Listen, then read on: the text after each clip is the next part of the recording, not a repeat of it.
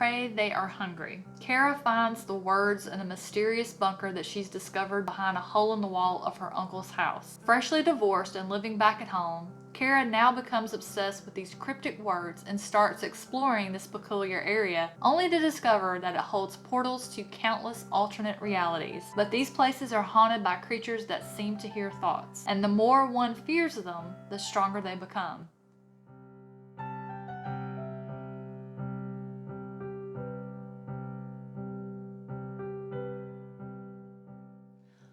What's up, guys? Welcome back to the Nerdy Narrative. My name is Leslie, and today's book chat is going to be about The Hollow Places by T. Kingfisher, to be released on October 6th of this year. So I guess we should start with how I came to read this book. Well, I was on NetGalley just surfing around one day, and I saw the cover for The Hollow Places, and I'll put it up here. It looked to me like it was a science fiction novel. I didn't even bother reading the synopsis. I saw the cover and I was like, hey, I think I like that. So I sent a request for an approval, and a couple days later they granted it. And I know that T. Kingfisher writes under a different name as well. I can't remember it off the top of my head because I've actually never read anything by this author before, but I'm going to tell you, I plan on rectifying that little mistake immediately.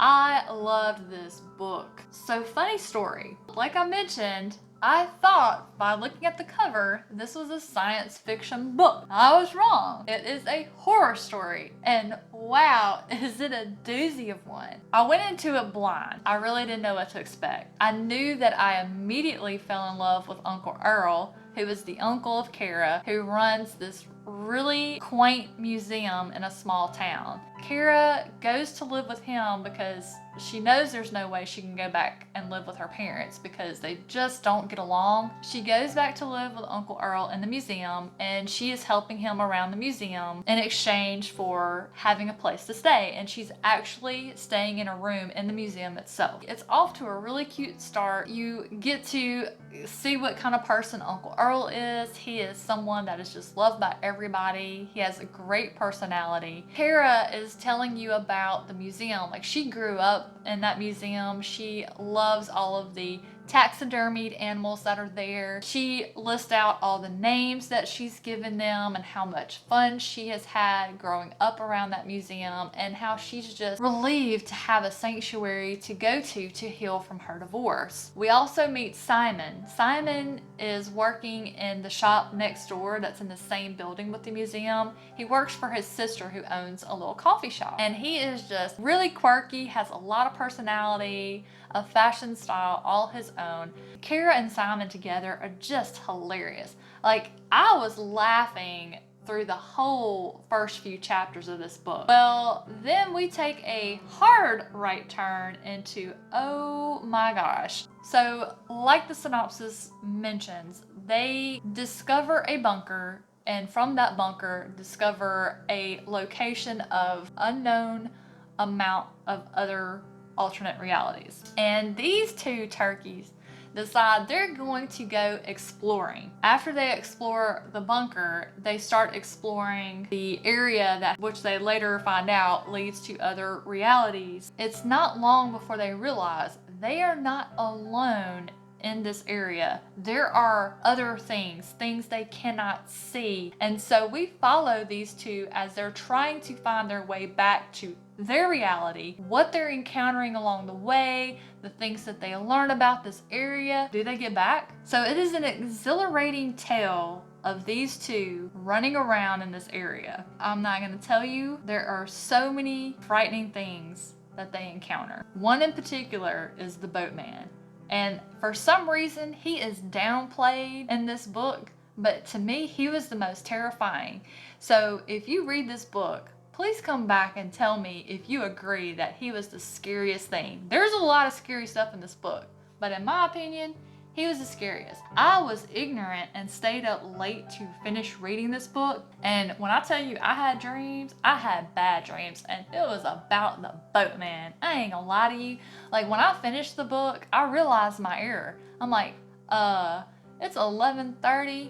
I am, My husband was still upstairs playing Call of Duty with his friends. He finally came to bed and he's like, why are all the lamps still on? And I'm like, I just finished reading and I heard you moving around and knew you were coming to bed, so I just decided to leave the lamps on for you. No, I lied. Nuh-uh. I was scared. I was not turning off any lights until he was in the bed with me. And then I'm like I'm all up in his personal space. I got the dogs tucked in on the other side. Whew. This book got my heart rate up. I am new to the horror genre. Read a lot of horror when I was younger as a teenager, but I think as I got older and realized some of the horror I was reading could be real, especially like true crime novels and things like that, I just kind of got away from it. Now I think I'm addicted to it. It's like, it scares the hell out of me. Why do I want to be scared like this? But it's like I can't not. So I loved the book. I gave it 4 stars. Absolutely ate it up. I flew through it. But I do have one issue with it. We had, throughout the entire book, we had an epic horror tale. I mean, it was phenomenal. So we know Kara goes to live with her Uncle Earl. From that, you can infer that this means the horror, the place that she finds that has all these alternate realities, are going to be where Uncle Earl is. So he's never encountered it. We know that something had to have changed in order for suddenly Kara and Simon to have access to this place. So as the book progresses and they determine what it is that is basically caused them to be able to access this place, I wanted more. Like, it was just kind of like, yeah, this is what it is and this is what we're gonna do. It was too easy. Maybe the author is gonna write another book and maybe go into how this thing, where it originated from, how it was created. I just felt that she phoned it in on that part. I wanted more information about it. The book should have been longer. We should have had more information on this particular piece of the story. I feel that it was very crucial.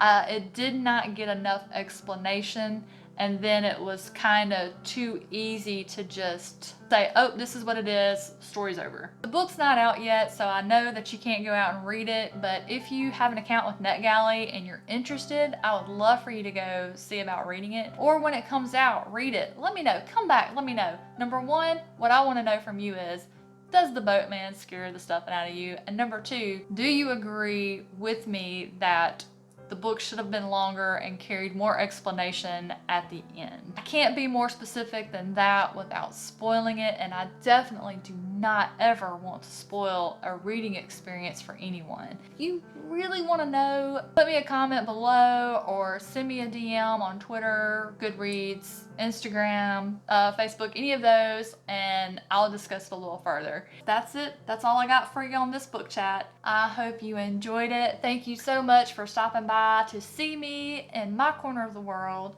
It is a fantastic time to be a reader. Have a wonderful rest of your day, and I'll see you soon. Or will I? Dun dun dun.